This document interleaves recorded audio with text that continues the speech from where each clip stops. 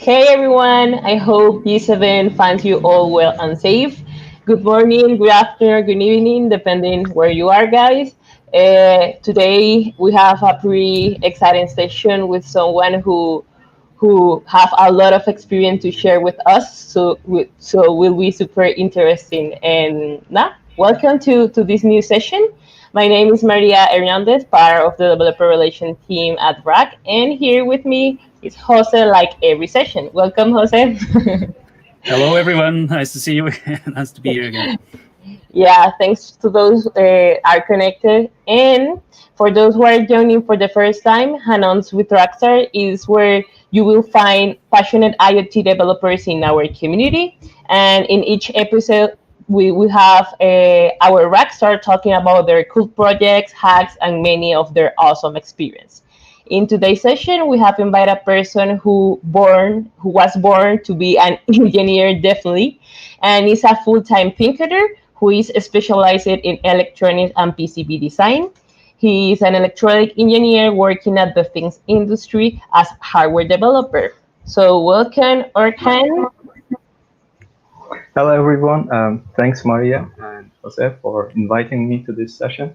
I'm really happy to be part of it and happy to share my knowledge with you guys and with all the audience who's watching right now and who's going to watch it later. Yeah, thank you. Thank you for you to.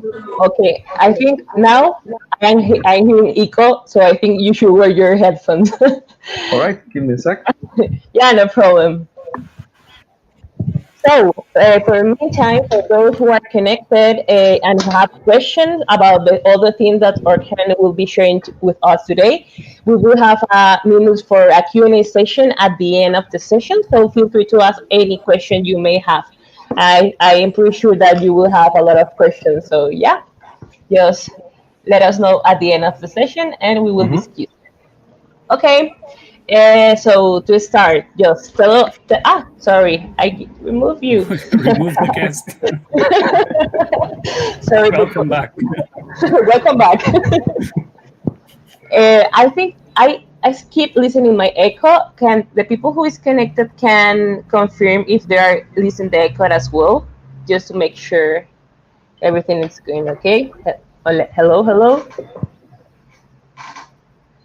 Okay, let's see. No. Okay, no one is saying nothing, so I am. There's a setting in the microphone setting to enable echo cancellation. Yeah. Hello, hello. Everything was fine, so yeah. Okay, no problem. You are the one who is going to speak, so no problem with my echo. So tell us. Just start with telling us a little bit about yourself, about your background, dedication, and how you get into this world of electronics and IoT. Gladly. Well, for those who don't know, my name is Orkhan AmirAslan. I come from a small country between Europe and Asia called Azerbaijan. Most people I've met, they don't even know such country exists. So I've been living in Europe for about 8 years now. I did my bachelor's there and came to Europe to do my master's, and then later started working as a researcher, and later this year started working at the things industries as a hardware developer. At my bachelor's, I did in Baku, capital of Azerbaijan, and so Azerbaijan is a oil-rich country, and most people who wants to be engineer, they naturally go into to work in the oil field or oil refinery or extraction and transport, and that's the most that's where you can find lots of jobs, and that's why naturally I went to there and studied to be engineer in automation and process control. But since my childhood, I was always fascinated by electronics and electrical engineering in general, building small devices, taking out motors, like disassembling TV and putting it back while having some excess screws always.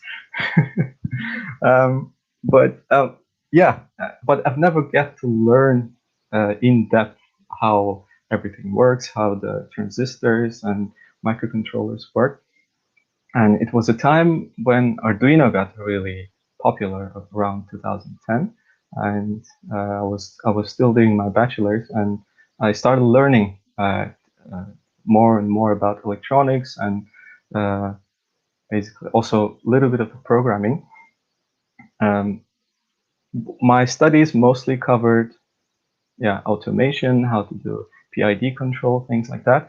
But in parallel to that, I improved my knowledge all the time. I continuously learning about electronics, and but you can only learn so much by yourself, and you need some guidance. That's when I decided to do masters in this field, in embedded systems especially.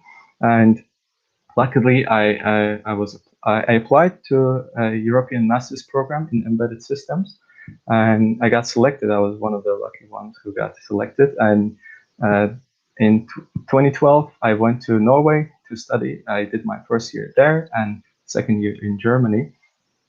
And yeah, that's when I really got to learn the depth of electronics, starting from the very basics all the way up to the designing ICs, in also doing HDL programming, things like that.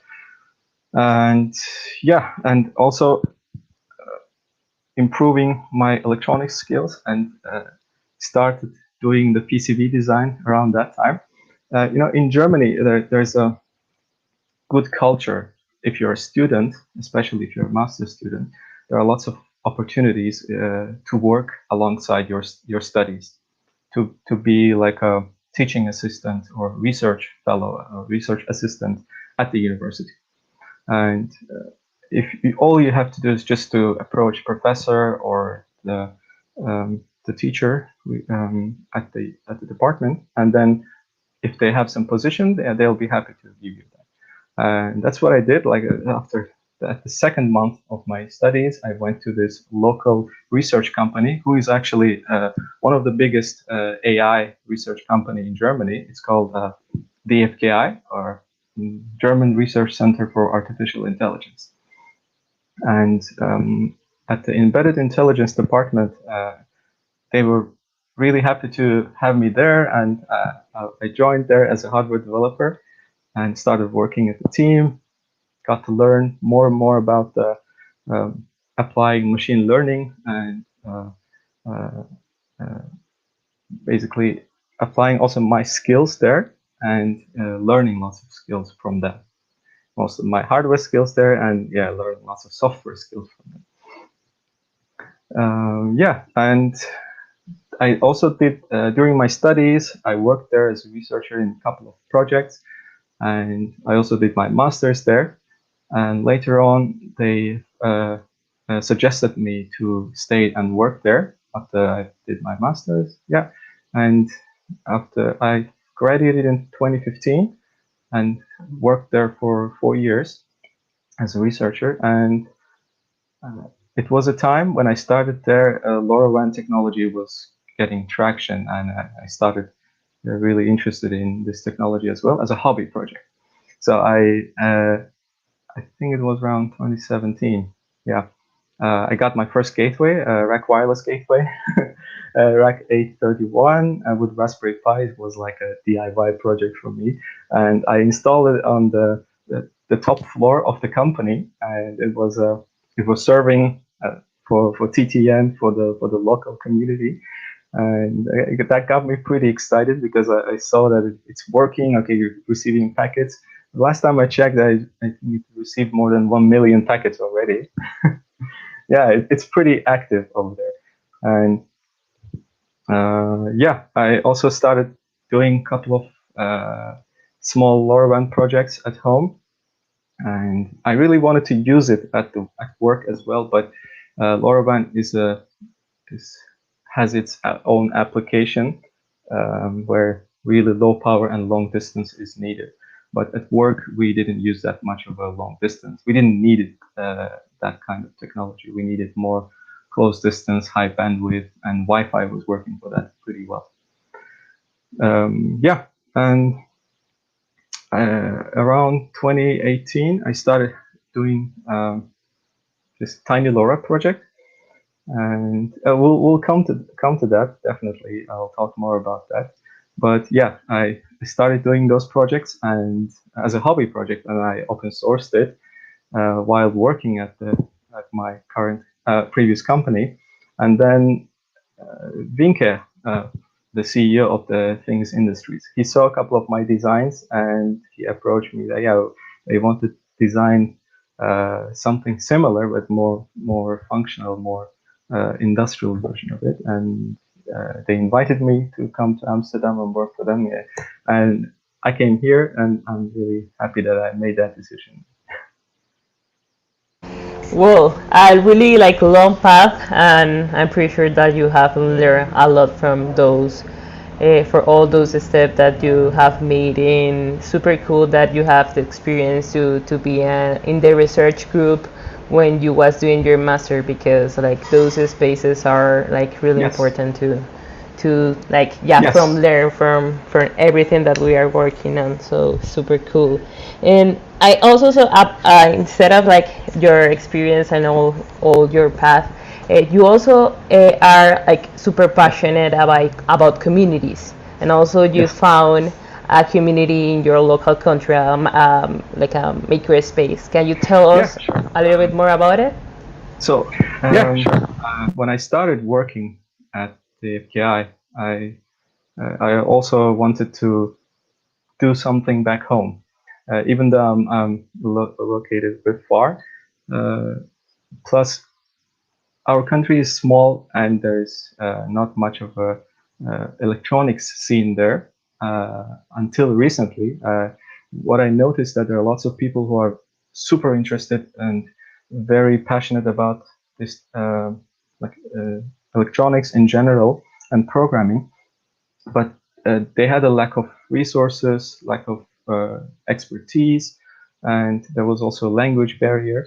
So what I wanted to do to create an online community for now, so that we can do knowledge exchange. And I also created a blog where I can post a couple of my projects that I did, like mostly maker projects and some renewable energy related, some DIY projects like RC car, things like that. And that I posted there in Azerbaijani language. And we also have a very active Facebook community where we exchange knowledge. My future idea is to open a physical makerspace there. And yeah, makerspaces are really awesome. And I've been to a couple of those in Germany, and the culture there is you always go there because you need some tools. You're living in a small apartment, you don't have real estate at home or the money to buy the tools. So you go there, you use them, but you stay there for people because the community, and then knowledge exchange. You can share your ideas. You can learn from other people. Basically, if you have some cool project, you can easily get started there and use their tools. And basically, yeah, that can be a nice launch pad for your project. That's what I'm planning to do in very near future back home. But currently, it's only as an online platform. I sometimes post YouTube videos of like a project demonstration, things like that, and also some tutorial videos as well. Amazing. Like yeah, hacker space are like a really nice space to share ideas and to like, yeah to make the things happen in a way like it's different, because you have the tool, but it's not just the tools that you have there. It's like all the people that you connected, and also like give you idea to improve the things that you are doing, and it's pretty nice. Exactly. And well, you mentioned that you are working in the things industry and how you get started in the company, but we know that the things industry is a most focused software company, and you are a hardware developer. So how is your day-to-day work as a hardware developer? Like, are you hacking all the day? What kind of stuff are you doing right there? Well, I'll try to cover as much as I can without causing any NDA issues. So, as most of you know, and for those who don't know, the Things Industries are a company behind the Things network, which is a community-driven open Lorawan network interface. Everybody who has a gateway in coverage or gateway of their own, they can publicly install it, and everybody in the surrounding area can use those gateways to relay information to the internet, and they can do whatever they want with those data. And behind the scenes, everything is handled by the LoRaWAN network server. And the Things Industries is a company which develops the network server, including many other things. It's mostly, let's say, it's a software company. And when I joined the company, we have one embedded engineer, and I was the only hardware developer. So it was a bit of a challenge at the beginning because they didn't have much hardware tools in the company, and I had to use many of my tools. But things are going pretty well, and I'm really happy that I made the decision and joined the company because everybody's passionate about what they do, and I'm also trying to learn many things from them, especially about using many of the coding techniques and bringing it into the hardware development, like versioning and using GitHub alongside the hardware development. And so as a project, as a main focus, my project is a generic node. It was announced last year actually 2 years ago in the conference, and it was the first announced version was using SAMR34, but there was a slight hiccups with that project, and I basically took it over, and they decided to do it internally, and that's what I came in. I took over the project, and now I'm building the improved version of it. Will be most of the design approach is built around the developers in mind. So it's gonna be both a ready-to-use product, like a plug-and-play LoRaWAN device, and also, but I also took into account that the developers might want to add some extra sensors or get a bit hacky with it. So I have lots of interfaces. I've enabled lots of interfaces so that they can easily work on it and improve the design. We might open source the design, so that's one of the things. And we will announce all the details, and we will announce the device itself in the conference, in upcoming conference, in the Things conference, end of January in 2021. Nice, that's a good news. There are going to be cool things in that conference. Yeah, pretty cool things. And now you are super related with open source hardware, like for yourself and as well with a company. So I would like to hear more about your experience producing open source hardware. Something that you want to share about that with the people who is connected? Yeah, actually everything I do, I try to do in an open source way, and just open sourcing this project in mind. And I'm also using open source tools. The everyday tool I'm using is a KiCad for all the projects. Even at work, I'm using KiCad. And I'm also a Linux fan. I'm using all to document everything. I'm also using all the open source tools like LibreOffice and to do the 3D design, FreeCAD, things like that. What got me interested about open source was first the Linux project, and then an Arduino project. So both of these, one on the software side, one on the hardware side, really got me interested in, and I learned many of my skills, my knowledge from the open source hardware projects. When you want to start doing some project in electronics in general, all your knowledge is like building blocks. You need to have you need to know the certain circuits in mind. Say, okay, you have like a toolbox of circuits in mind, and you can just use them. And basically, if you look at any open source project, then you would see, when you start reading the schematics, okay, you see that why those engineers took this decision, and then you have like a mental model in your mind how people are doing it, and then you try to build or improve on top of that. And that's how I learned most of my skills, most of my electronics knowledge also, by just looking at those projects and trying to improving on top of them. And that's one thing I can highly recommend, because there is no need to reinvent the wheel. In electronics, when you want to learn it, you always have to do it. You cannot learn electronics by just reading those textbooks, those academic books. You have to do it in parallel and then experience how things work in real life, not only in simulation. Yeah, you have to break things. Exactly. Yeah, definitely. So, okay, I think we can start talking about the Penguino board. So, Yep. can you tell us a little bit more? Well, like, why did you decide to start with the project? What makes this project special? Yes. So let's go back a little bit.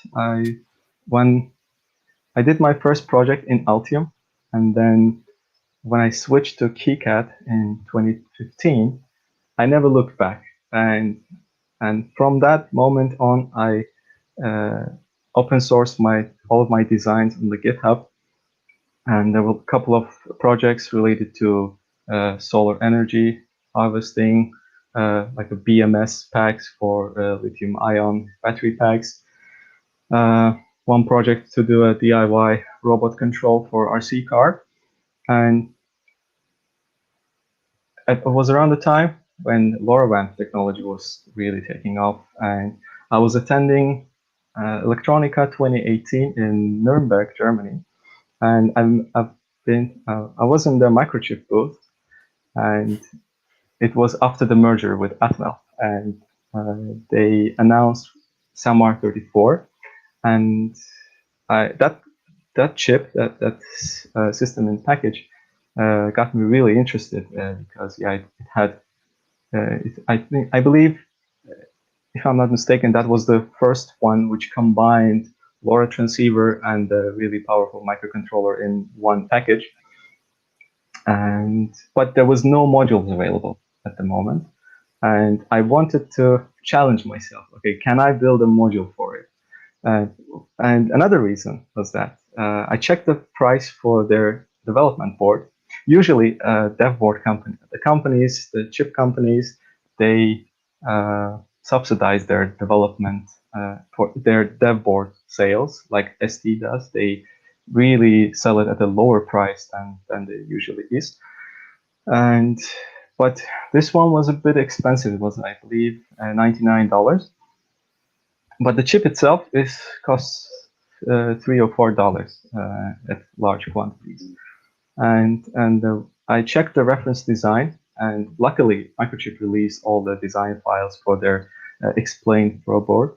And I checked the files, and there wasn't much of it was a bit of a RF front end part to do the matching and to do this RF switching, but that was all it. And yeah, I thought it shouldn't be that hard. I've never designed a module before, and I've never used a BGA package before. So it's a dual challenge for me to design something using KiCad. That's what KiCad is a great tool, but especially at the time, it lacked a bit of extra functions to do RF design and very high density design in a very small package like this. And other tools like Altium, yeah, they have lots of built-in tools to support that, but not KiCad. You have to do lots of manual work to get it working.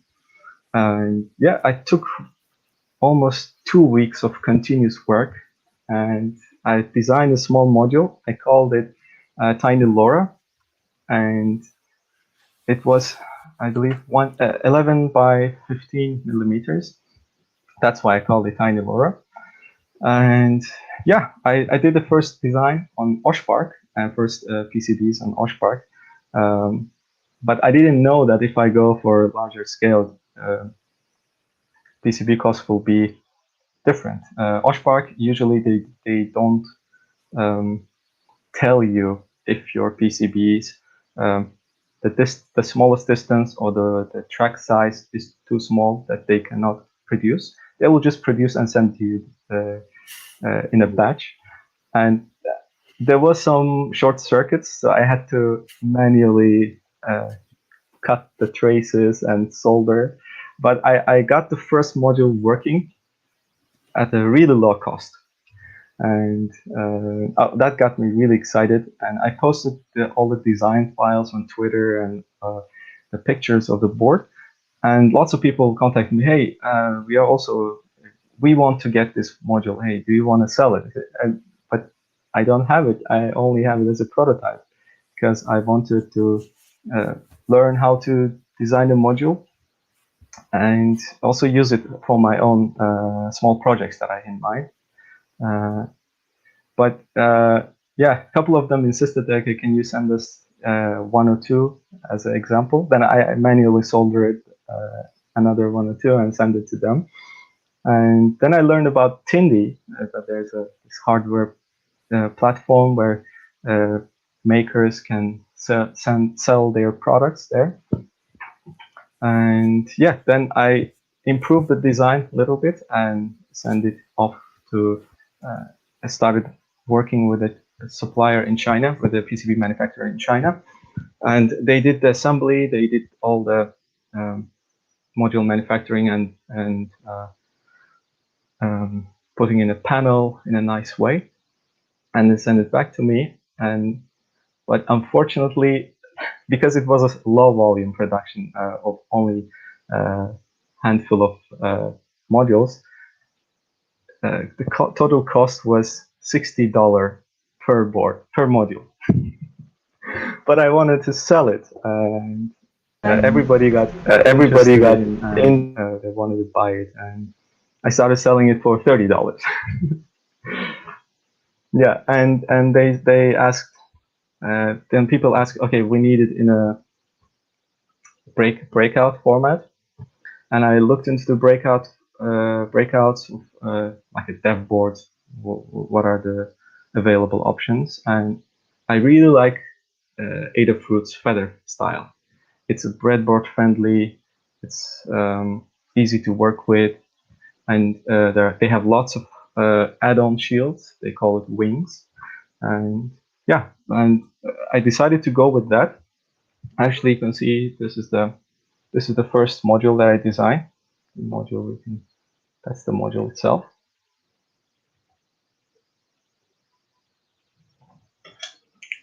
And yeah, on this one, it sits on a feather breakout. I called it Tiny LoRa, and the first couple of versions have been called Tiny LoRa, but later I had to change the name. You can't use LoRa, right? Yes, I got a call from Semtech lawyers that he was a very friendly guy, and he explained to me that, okay, Semtech has recently released a guideline about the term LoRa and its usage in commercial products. Basically, you cannot have any product with a name embedded into it, with the name LoRa embedded into it. So nothing even that resembles LoRa, like Laura, cannot use it.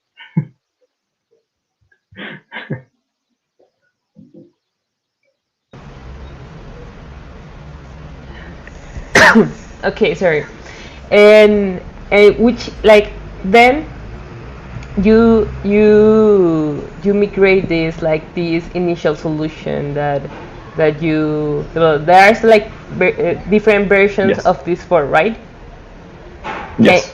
Okay, can you tell us more about like the latest version of the board? Like, or what was like the like those process, and why did you decide to go to a second version of this Yeah, project? that's a nice question. So Yeah, I that's did a this nice board. question. First, I get it assembled in China, 10 of those, and the total cost was really high, $60 per module.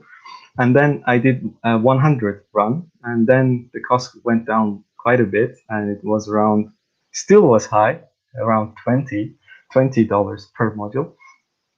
And yeah, because you have to, there's economy of scale. You have to go in really large quantities, and you have to invest a lot of money if you want to get a lower price for your modules.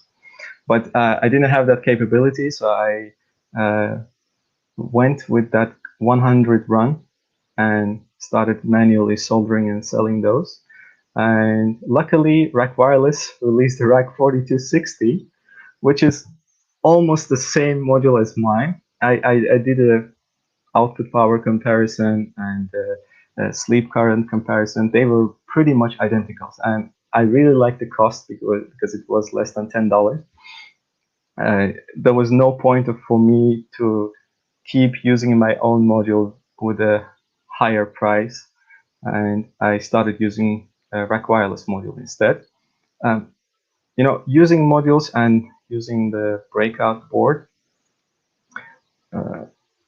if you have a proven design as a breakout, as a power input, then the battery monitoring, things like that, then you can basically replace the modules and use many of the available modules. Let's say if you want to have a Bluetooth and LoRa together, then you can just change the footprint and put that instead of because once you have a proven stable power supply input, and that's what I perfected, let's say, over the years, over the couple of versions, and to achieve really low power consumption. So I have battery monitoring, not to drain the LiPo batteries too much, so it cuts the power at 3 volts. I've used really low quiescent current LDOs, and I try to use the latest, greatest chips, and let's say a USB Type C or a USB UART converter, things like that, just to make it easier for developers. Well, I think like okay, you develop your own model, and that is like a really big thing. So, which was like the biggest challenge you found during that development process? Well, Well, most people don't don't like like the the BGA BGA package. package. So the chip manufacturers, they want to go smaller size, and the smaller they go, the more unfriendly the package becomes for makers like me to do the soldering. And yeah, people get really freaked out when they see a BGA package. But actually, I just want to tell them that it's not that hard to solder. It's all you have to have a really good stencil and solder paste applying technique, and then it becomes pretty easy to do the soldering. That was at the beginning. It was really challenging for me to do the manual work of BGA soldering, but after that, it was a really nice experience. Nice, nice. And there's like any long-term goal for this project, or any other feature that you would like to include in a on another future version? Definitely, I want to have this Penguino family of devices as a very mm, basically all the popular, let's say, Lorawan ICs, you'll be able to find it in this family. Right now, I have some R34 version, and I'm working on a STM32WL version, which is a really cool chip ST released 1 year ago. And there are some modules already available.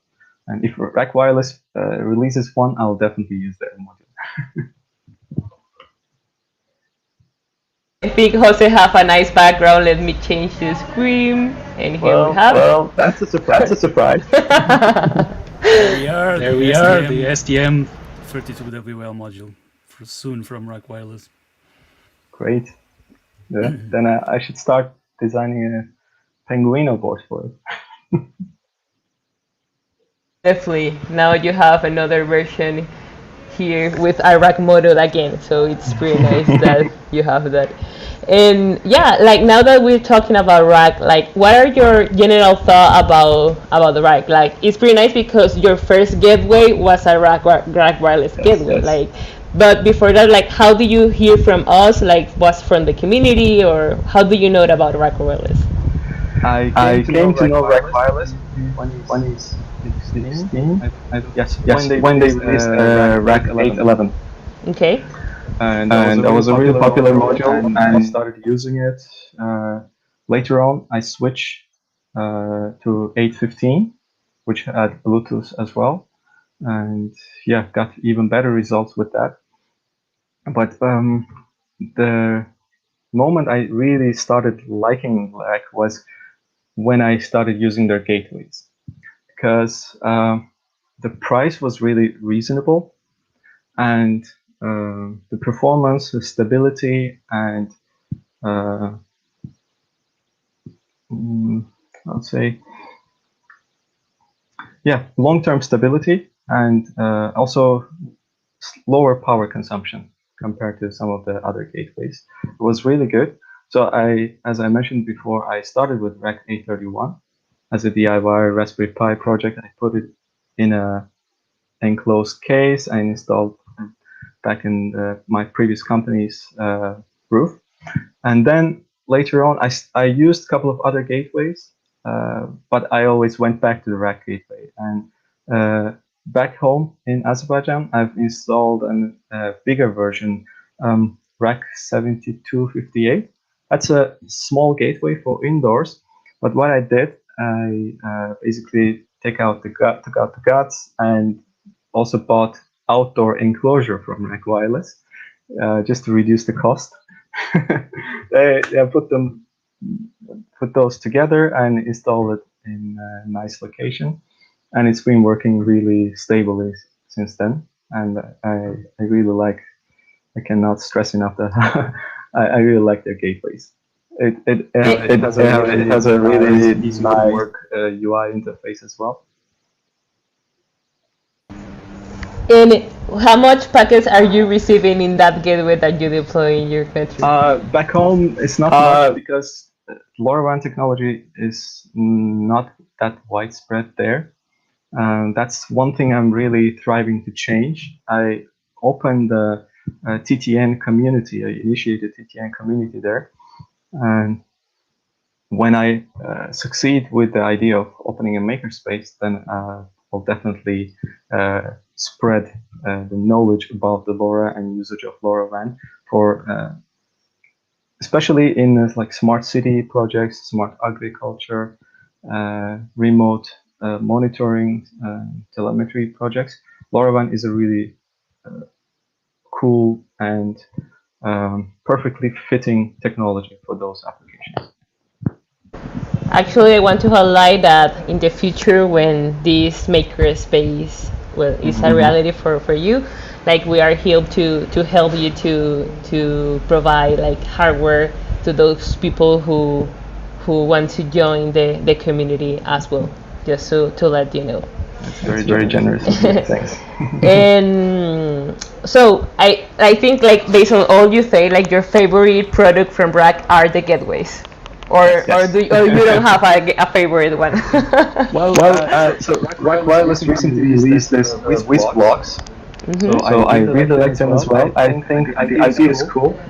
Although the expansion options is not that much, not that a lot. Let's put it this way.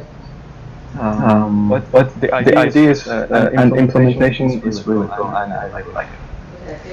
Actually, like you know that there is more than a product; it's like an open source project. So all the resources are available, software and hardware resources. So yeah, we have a limited number of modules right now. There are more coming, But anyone who wants to develop their own modules, extension boards, like inputs and outputs or sensors, they can build it because they have all the resources available. So yeah. In Being open in this business is really helpful for manufacturers and for module makers like RAKwireless, and I think you are on a good track. we are making like the things for the community. Like we found like the problem that the community was facing at the moment of development IoT and nodes. So we just put all those together in order to develop a platform that helps everyone out there who wants to start with IoT in an easy, a quick way without needing to solder anything. Just use a really plug and play system. Just push it like it is a like a Lego block, and then you are ready to go. So yeah, it's a pretty exciting project. Like for me, it's amazing. Like every time that I am using it, it's like, man, this is super easy to get started with.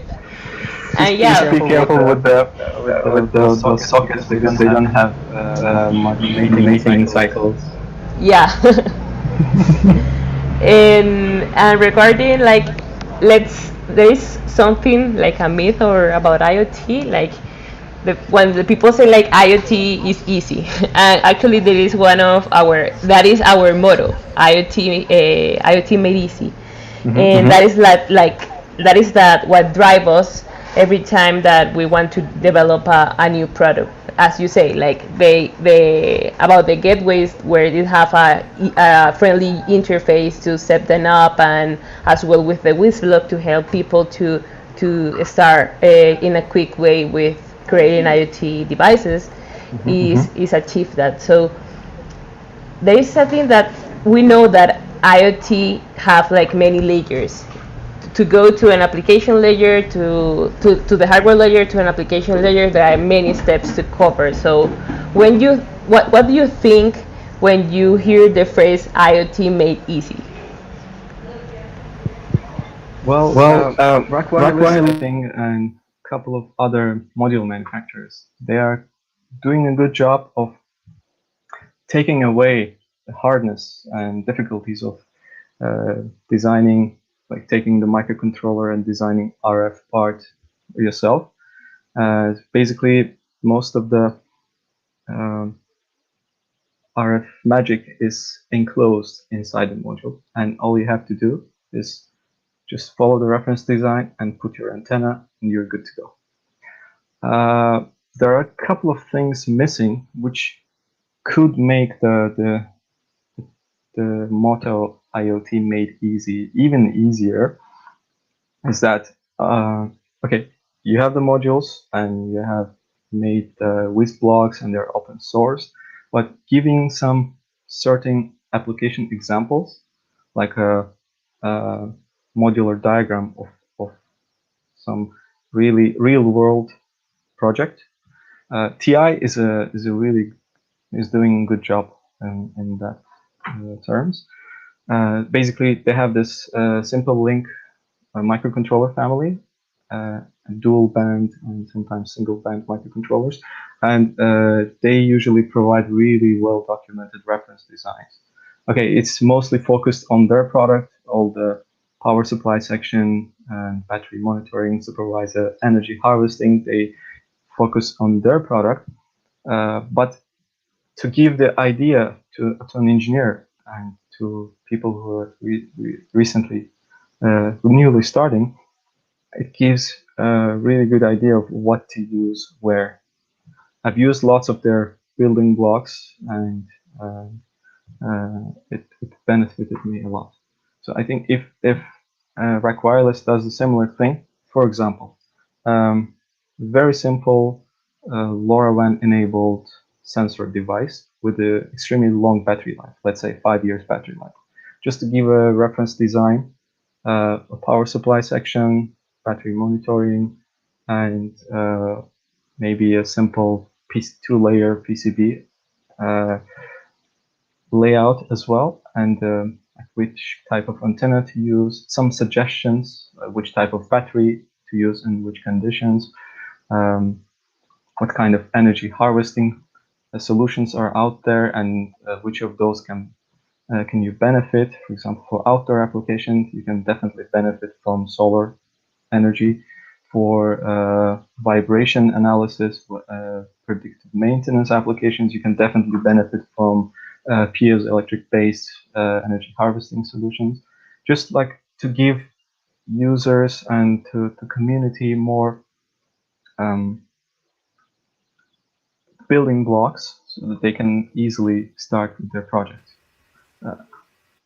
Usually with the startups, the bottleneck for them and what seems really hard for them is that to design their own device.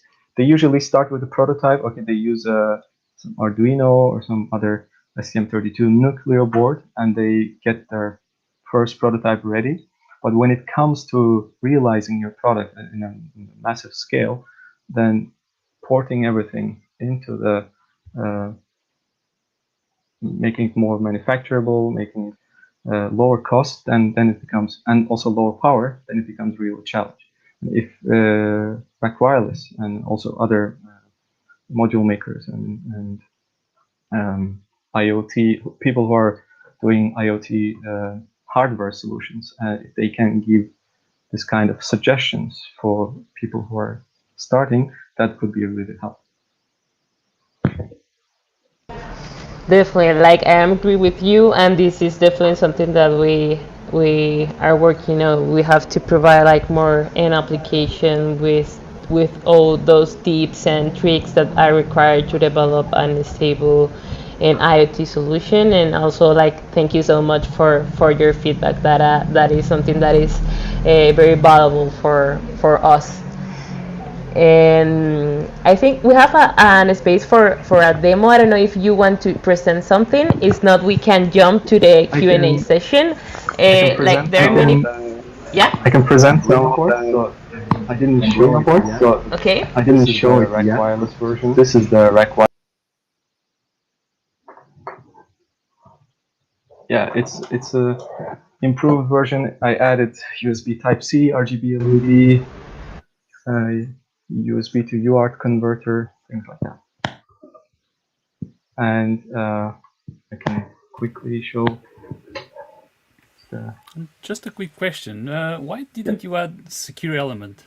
There is a patch for secure element. If you want, you can buy the SOIC 8 package, which is easy to solder, and you can solder it behind. What are your thoughts on that? Is that a good thing to add, or do you think it's going forward? Well, I definitely think it's a good thing to add if you're going to use the TTN and TTI products. Yeah. Let's say a Things Network or Things Network, not the community version, but more of the industrial version, then can definitely be a beneficial for your product because it eliminates the process of provisioning the device. It's already pre-provisioned. You don't have to do anything. Just can be more plug and play. Yep. Yeah. So that's the normal version of Penguino, and this is the RAKwireless version. I'll just attach the programmer. Can I share the screen? Yeah. Yeah, please.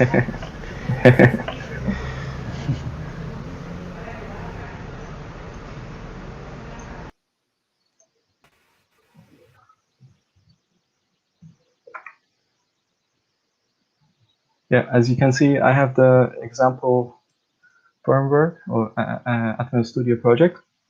And by the way, all the design files and including the firmware files are on my GitHub, and the GitHub is here. So these are the design files for the normal version of Penguino, and these are for the RAKwireless version.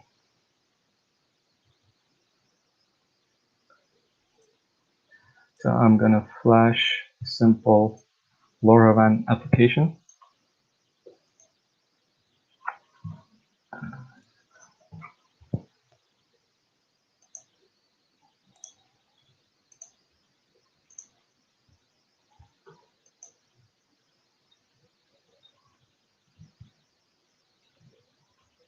and open up the serial terminal.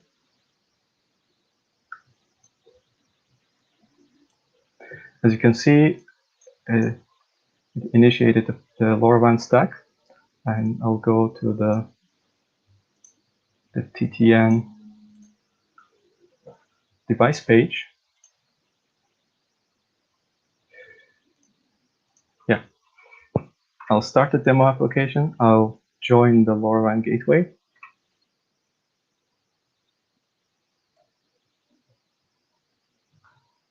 Yeah, it joined the network. And right now I have a code which reads the internal temperature sensor of the MCU and sends it to the TTN console. As you can see here, it's 22 degrees. And I can also, if I hit 3, it will go into the sleep mode. And there you can measure the battery power consumption in deep sleep mode.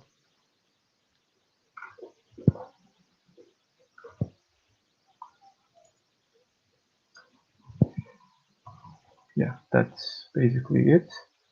And if people who are watching, if they have any questions, I'll be happy to answer. Actually, we have a question. Yeah. About when you talk about the open source tools. They say, let me show it here. Like, but Microsoft Visual Studio. Like, when was when it was open source? So Atmel Studio, it's unfortunately not open source. That's based on Visual Studio. But I just use it for the simple demo projects. Otherwise, I use PCC and also the Arduino port from Basta. Nice. And for the Lorawan stack, do you use the microchip one or something else? Yes. It actually says the version starts. Here. Okay, let's see. There are many people connected. Say hello to all of those. Hello everyone. And Laura. They're asking for Laura. Laura. Yeah. Yeah, unfortunately you can't use that name either. You can't use Laura. No one can be called Laura. Oh man. In a Lorawan device, Laura as in. And what did you decide to call Penguino? I was using Penguin as a logo. Okay. I really liked it. Okay. And the Penguino kind of reminds of Arduino. And Okay. That's why I scanned. Okay. Nice. And well, there's like, we don't have questions, so people who, if you have any questions, feel free to leave them in the comment section. We still have a couple of minutes, so I would like to ask you that which of all the projects that you have done which is the one that you are most proud of, which was the hardest one that you have developed, and which was the one that you enjoy the most? The hardest one is you mean like a hobby project or at work? You can be any of them. If you can share it, feel free to share it.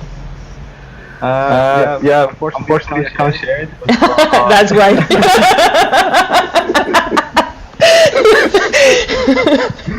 But the one that I'm most proud of was the Laura RS1.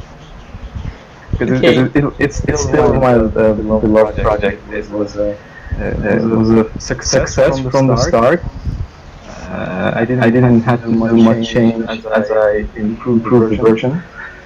And it was my first time doing module, and it was performing really well, almost on par with the RAKwireless. So yeah, that's the one most auto. And in general, Penguino family, I really like it, and I'm planning to extend the family with STM32 version, even the RAK 4060, that the release one. And in general, processing power becomes cheaper and cheaper. And the newer LoRa chips, we see Cortex-4F. Previously, they were using external MCU with Cortex-M0. Right now, we see M0 with F4F, and that enables new possibilities. And you see higher clock rates, which helps us to do machine learning on the edge. So yeah, you can offload some of the workload to the device itself. Yeah. Thanks for sharing those. And the last question is more like a message for those who are connected. Like anything that you would like to say to our community of makers, engineers like yourself. Like any message that you would like to share with them. In community, when I always talk to them, they are usually very passionate, but sometimes they get frustrated and they stop working on one project and they jump to another project. So Thomas Edison has a nice word, even though most people don't like him. And they divide themselves either Tesla fans or Edison fans. I like them both, and I think without any of those, we would not be here in today's technological advancements. So he has a nice word. He says that genius is 1% inspiration, 99% perspiration. Even though you might have one idea, a really cool idea, you have to work really hard on it, and until the point you don't have to make it perfect. First, you just make it working, and then you can slightly, as a smaller steps, perfect your idea or perfect your project. So all I want to say, like, don't get frustrated, and keep learning and keep building new stuff. Thanks for sharing those words with us. I think I have echo right now, but yeah, I don't know why again. But yeah, I think that was everything for today's session. Thank you, Orkhan, for joining us in today's session. We learned a lot from you, and also for sharing like all your knowledge and the things that you have done, which are amazing. Please never stop doing amazing things because are pretty cool. And thanks for all of those who connect to the session. I see there are many people connected from different parts of the world, so it's pretty excited to see that we are connected with many people around here. And for those who may have questions later, if they watch this session later, feel free to leave any question during the comment section as well. And Jose, Orkhan, and I will be super happy to answer any question. Jose, I don't know if you want to add something else before finish. No, it's been a great session. Thank you very much, Orkhan, again. Thank you for having me. And I really enjoyed it. Me too. Look forward to the next products as well. And Definitely. Maybe seeing you at the Things conference, which RAK will be at. Yeah, definitely stay tuned. And we have some exciting projects announced there. Basically, if you go to the genericnode.com website, you will see right now the older version, but the newer version will be improved better and even more maker-friendly version. Cool. Look forward to that. Yeah. Okay, we hope to see you next time and enjoy the rest of your day. Bye-bye. Thank you. Bye, everyone.